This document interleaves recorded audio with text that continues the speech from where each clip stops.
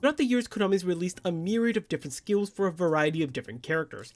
But the thing is, not every single one of those characters actually ended up getting a fully fledged deck from Konami. And that's really weird because a lot of these characters actually got enough support in order to make them a bona fide strategy. Characters that come to mind include the likes of Bandit Keith, Bond, hell, even Chumley has enough to make him a deck. So that got me thinking, what would it look like if Konami actually ended up making all these characters a bona fide strategy in speed duels? And that's exactly what we're trying to explore in this series of mine. So essentially the gist of it all is that I'm going to be taking every single character that has a skill in speed duels but doesn't actually have a bona fide strategy actually built in a speed duel box and or a starter deck. And I'm going to try and build a strategy based around what skills they have available to them. But the catch is, the deck that I built for these characters can only include cards included in speed duels. Additionally, it has to make sense with the character in mind. That means that a character like Bandit Keith shouldn't be playing a card like Jinzo in his deck just because it wasn't a card that was like related to him in the anime, if that makes sense. And finally, the deck I built for these characters should also make sense with the skill in mind as well. But now that we have our restrictions set in place, I would like to ask you guys that if you do end up enjoying today's video, then I would really appreciate if you could leave a like and subscribe to the channel. It's the best way of supporting me and I greatly appreciate it.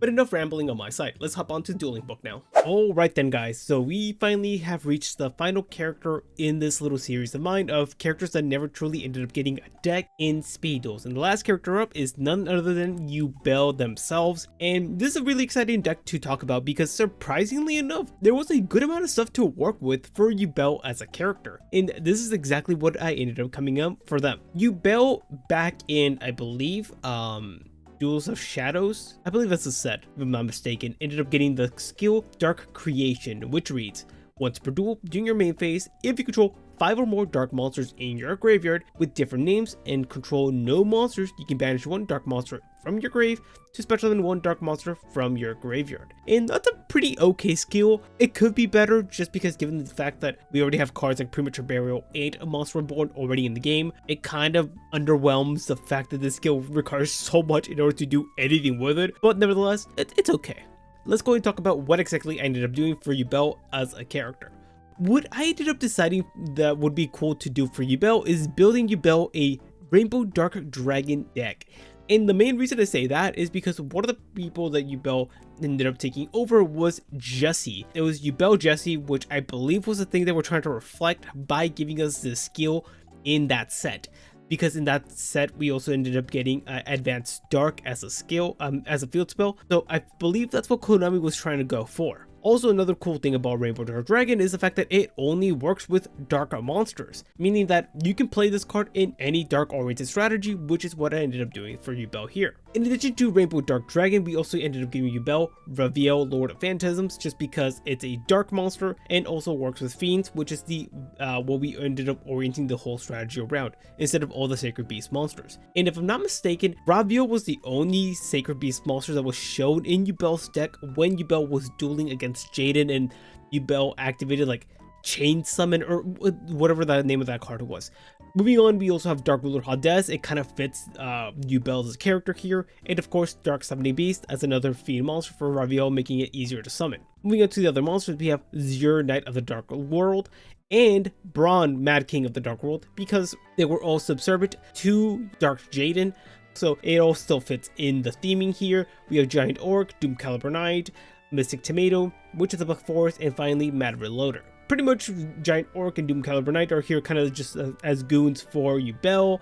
We have Mystic Tomato as a way to get access to Witch of the Black Forest, which Witch of the Black Forest can then search out Rainbow Dark Dragon being the boss monster of the deck, which is a pretty cool interaction there. And finally Mad Reloader in order to set up the graveyard for the Rainbow Dark Dragon. And I like the fact that this deck pretty much works all within itself. Either you're trying to set up the Rainbow Dark Dragon and or establish a board to summon out the Raviel, which I think is a really cool way of building a strategy for Yubel. Moving on to the spell and trap cards now. We have Soul Exchange because we have a surprising amount of targets for this. We have the Dark Ruler Hades and the Dark Summoning Beast. Moving on, we have Drag Down into the Grave. Cool card to get some level of consistency in strategy, but also it allows you to set up the graveyard, which I like a lot. Dark World Lightning as a way to remove problematic set monsters and or back row. MST, we know Yubel had MST in their deck, so it's an immediate add-in. And finally, Veil of Darkness, really cool card, especially for dark oriented strategies that like to set up the graveyard.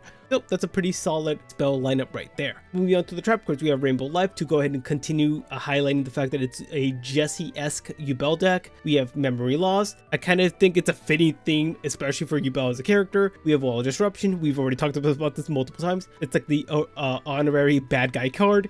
And finally, Dark Light as a way to deal with problematic boards your opponent may have. And yeah, I actually really like the way this deck ended up coming out for Yubel. I think it feels somewhat realistic, and it could have actually been done by Konami if Yubel would have gotten a deck that didn't actually have Yubel in it, which is a weird statement to make. But give me your thoughts in the comment section below. Of course, I do have some other suggestions if you want to go ahead and make some substitutes for the deck that I ended up making right here. Some suggestions I would say that could make sense in the deck would be cards like Dark Blade, kind of feels like a minion card, Wall of Illusion, Fiend, Dark, fits the theming still, and it's a more defensive card. We have Rainbow.